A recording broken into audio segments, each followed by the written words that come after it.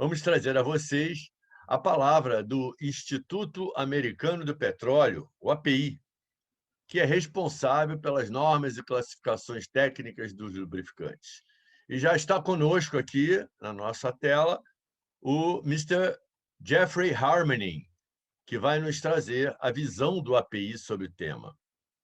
Jeffrey está no API desde 2010 e atualmente gerencia o programa de licenciamento e certificação de óleos lubrificantes de motor, nós chamamos de EOLCS aqui, e o programa de certificação chamado Diesel Exhaust Fluid, ou simplesmente DEF, conhecido no Brasil como ARLA, e o programa Motor Oil Matters, o MOM. Ele também gerencia o programa de auditoria aftermarket de óleos de motor, AMAP, que compra e testa milhares de amostras de óleos de motor e de DEF em todo o mundo para garantir a conformidade com as especificações exigidas. Jeffrey Harmening, muito obrigado por ter respondido ao nosso convite e vir participar desse nosso evento. Por favor, a palavra é sua, pode ligar seu microfone, fique à vontade. Thank you very much, Pedro, and thank you all for giving me some of your time today. I can tell you that the last time that the American Petroleum Institute participated in this good and important event was in 2015, and I'm sure it's no secret that much has changed in the 6 years since that time. So my presentation today, and I'll share my screen now, is to discuss some of the ongoing occurrences that are taking place in lubricant standardization. And so I'll begin.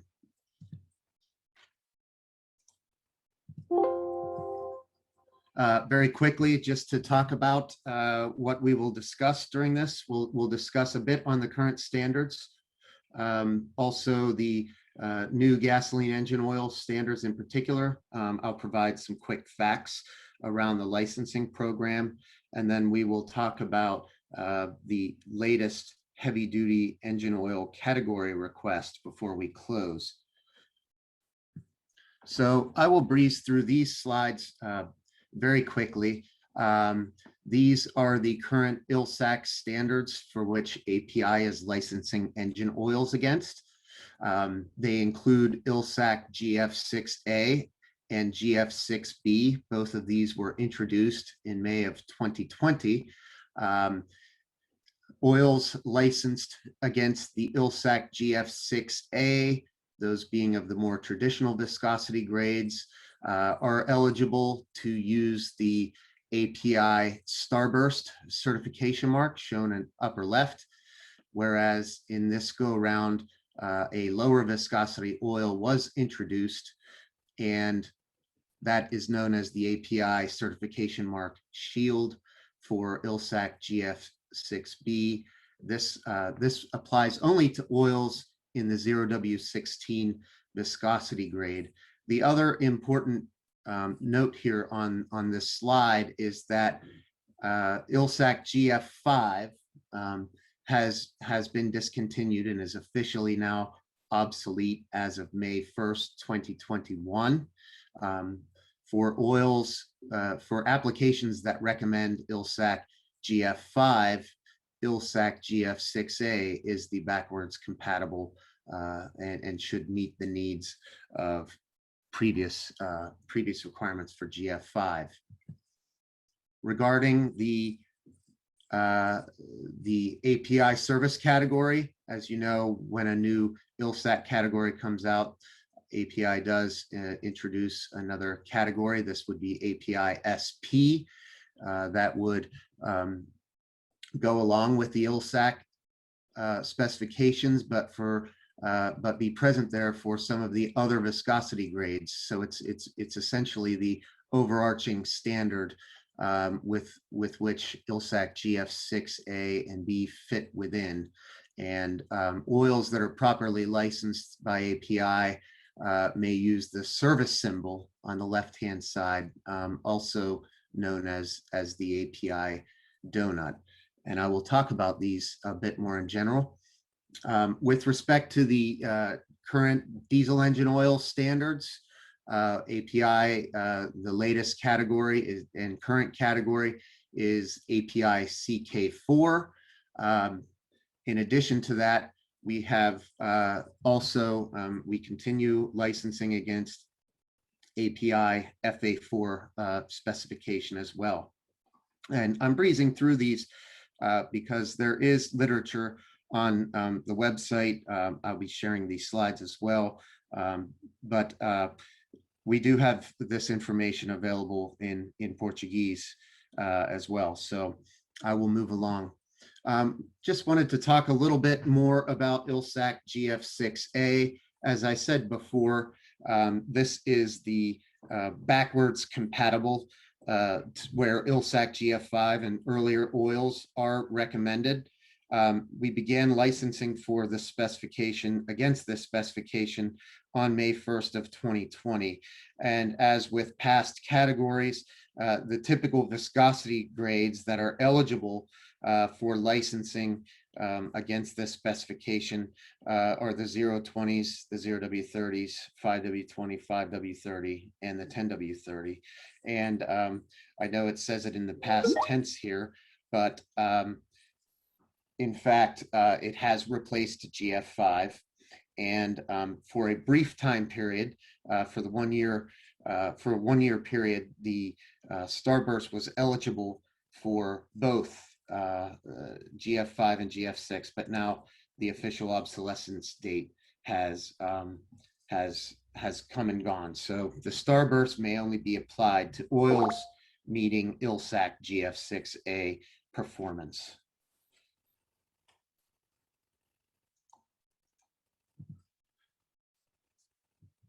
ILSAC GF6B. This is the low viscosity portion of the ILSAC specification. It is in fact backwards compatible where 0W16 API-SN with resource conserving is recommended. It is eligible, as I said, only for 0W16. For this, the test limits and the specifications are identical, with the exception of the fuel economy test, which is different. It is the sequence 6F as opposed to the sequence 6E for GF6A. The industry was, or ILSAC, the sponsor for the category, was concerned about low viscosity oils getting into older applications.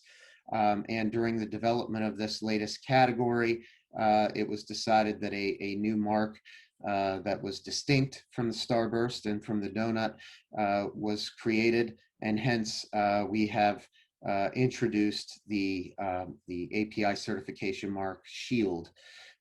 We believe that this new Shield and the specific mention of the viscosity grade will go a long way to prevent misapplication and ensure that these oils are properly used where recommended. Just a little bit more on API-SP. API-SP is the current category. It is, of course, backwards compatible to API-SN and earlier oils when they are recommended. Again, all licensing for this category began at the same time. Generally, the API-SP has the same requirements and the same limits for performance, but because not all API-SP oils can meet the fuel economy requirements, such as the heavier grades, it was necessary to ensure that the API service SP was developed. So all licensed oils licensed against API-SP will be eligible to display API-SP in the donut. You may recall that in the interim, while API was developing SP, SN Plus came out to handle a specific field issue with low speed pre-ignition in gasoline direct turbocharged engines. That became known as the designation SN+. And if you look at the donut at the right, you can still see an example of a very current donut where it includes API-SP and SN+. It's important to note that SN+ requirements are baked into the API-SP service category, and therefore it is up to the marketers as to whether or not SN+ needs to appear in the donut. API is automatically awarding SN+ rights to their licensees when they demonstrate that their oils meet API-SP. Very quickly, there's a lot of information I could share here, but I just wanted to mention what the benefits of the oils meeting these new standards are. These oils do meet the needs of current and future engines. They're improved engine oils. In fact, the 7 new engine tests were developed during the development of EOLCS GF6. And these engines are more representative of the vehicle park, the engine park in the world today. More stringent test limits have been set all around with the performance requirements that we do measure, resulting in more robust oils. These oils provide better wear protection than preceding categories. And of course, I addressed this a bit, but 2 new tests, completely new tests, were introduced into these categories. One for the issue of low speed pre-ignition, and another to introduce performance tests to ensure adequate protection of timing chains with respect to wear. And then obviously, as what normally drives every new category, there are fuel economy improvements for both EOLCS GF6A and for GF6B. I'm now moving into the sort of quick facts section of the agenda.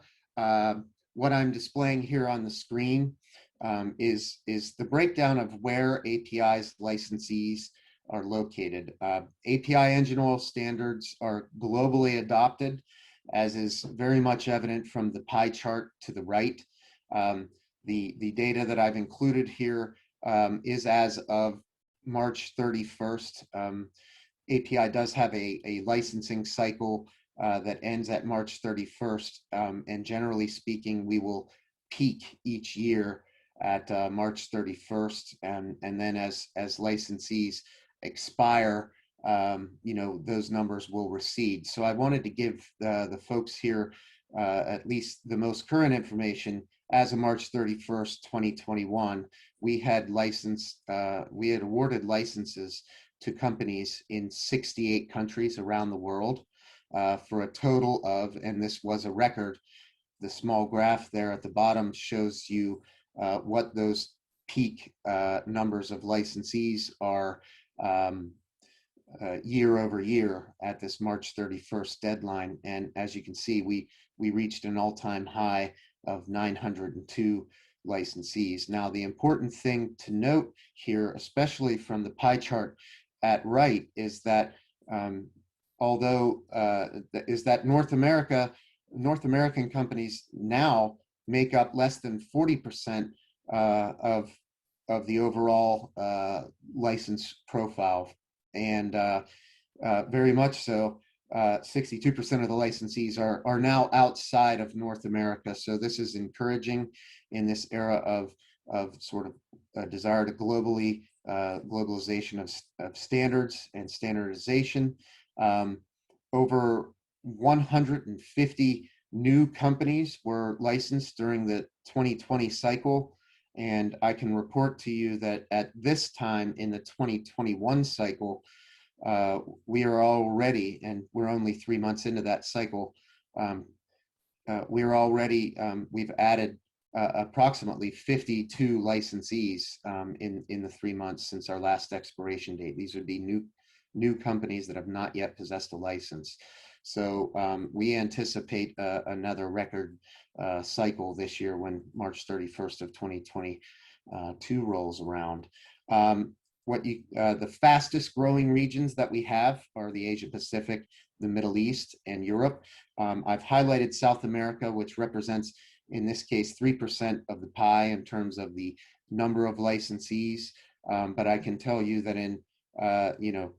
there are over 20 or nearly 24 companies in South America that are currently licensed with API at this time, and we anticipate that there will be more. Now, some informational news here in that regard is that at this time API is working heavily to expand our services in the Brazil and South American marketplace. We are in very early stages of developing a training program that can be administered in Portuguese that will provide training to all manner of attendees on the call, I should suspect. So this training would very much break down what the API licensing program consists of, how standards are adopted. It would be tailored to the different audiences, but such as from folks on the oil marketing side, right down to the folks that work at the lube, quick lube stations throughout the country, to educate them on what the standards mean, how they can be interpreted, how they should be applied, and beyond. So that is a goal that we are certainly working on at this time, and I with hope in a future session I'll be able to provide even more update on this regard. The other thing I wanted to mention on this slide is that yes, the number of licensees is a bit on the low side as it may appear on the pie chart here, but we are making inroads into Brazil to continue to assist Brazil with understanding of the API engine oil licensing system, and we stand at the ready to meet Brazil's needs as they are conveyed to us throughout. So I'll move on. Very quickly, just to give you a picture, again, these are as of March 31st, the peak time. At the time, over 5,400 products meeting the new API specifications were licensed. The bulk of those were API SP, as I mentioned, for those.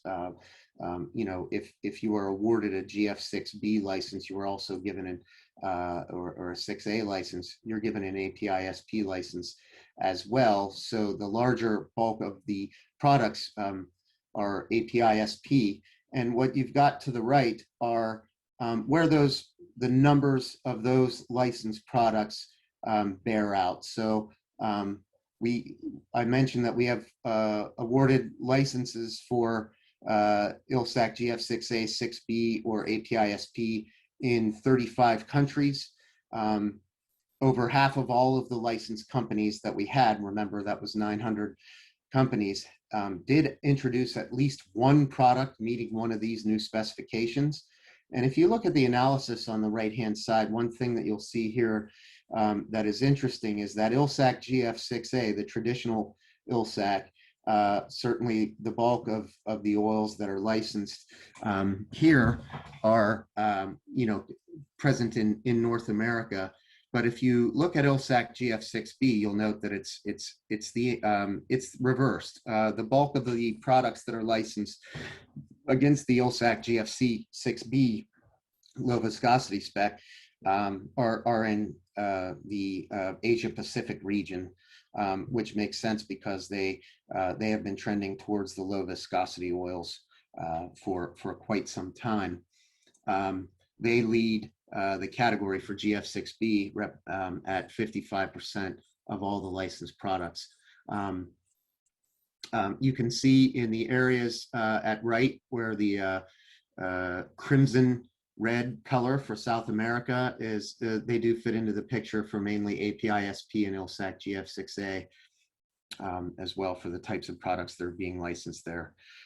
This is just a very quick slide showing how the entire licensed GF6A breaks down by viscosity grade and further broken down from left to right and in the different regions. And what this gives is an interesting picture. South America in general appears in the second to last column, and versus the global licensing trend, which appears in the first column. Certainly you can see here that 5W30 from a licensing perspective predominantly makes up almost half of the overall licensing scenario in South America. And you can see very little influence from 0W30 within South America. So I just thought this would be interesting information to present to the group in terms of what does it look like around the various parts of the world in terms of how folks are licensing their products against the new category. Very quickly, before I transition into the heavy duty category information, these are the regional breakdowns that you can see for the API heavy duty diesel engine oil categories, the current categories of FA4 and CK4. You'll note, first of all, that the uptake on FA4 is considerably less than for CK4. FA4 was originally designed and developed to meet 2017 on-highway emissions regulations here in North America. There is uptake predominantly, as you can see, that uptake is mainly in North America and in Asia. And a similar trend can be displayed for the new category of API CK4. There are other categories. The previous categories, CJ4, CI4, are still being licensed against. And in the Brazil area, predominantly you'll see those older categories being licensed as opposed to the current category of API CK4. So with that, I'll just move into where we are going on the heavy duty side. API's Diesel Engine Oil Advisory Panel, the DEOAP, is currently evaluating a new category request that came in from the EMA, which is the Truck and Engine Manufacturers Association. That request seeks first licensing against the new category. We're referring to this as PC12, Proposed Category 12. It has not been assigned an API designation at this time.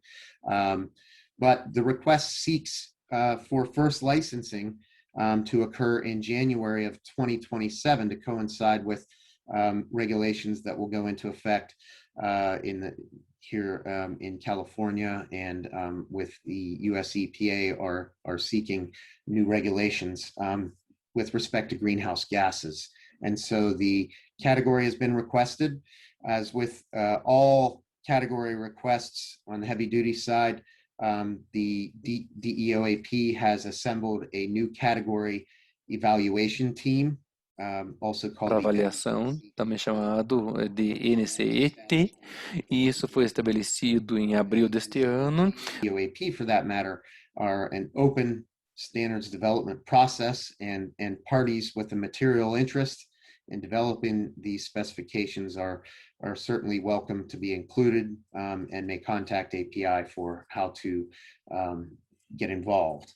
The NCET has been meeting routinely since April 1st, and one of the first orders of business was to break out into 3 subgroups that allow the category request to be evaluated. And those subgroups appear as follows. Subgroup 1 is dealing with the difficult task of wear protection and test availability. Subgroup 2 gets to deal with optimization, also the chemical box, and the needs around viscosity. Excuse me, throat's drying out.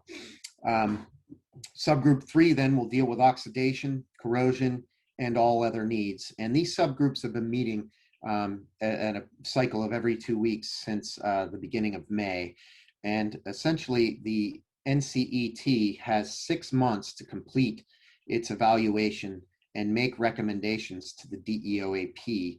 And if the NCET does recommend to the panel, to the advisory panel, that that there should be a new category, at that time the DEOAP will move into the second phase, and the phase that takes the most time, and that would be the new category development team. And that's where the tests are decided upon, and then the hard work of developing those tests will begin. As I said before, California Air Resources Board and the US EPA intend to have some rulemakings coming up. These regulations are going to mandate more stringent NOx emissions, extended emission warranty periods, and extended regulatory useful life mileage. In particular, those are the areas that they're looking at. So as part of the considerations within the request to API to develop the category, they're requesting improvements in oxidation stability and wear protection. They're including an evaluation of after treatment protection to support those regulatory changes.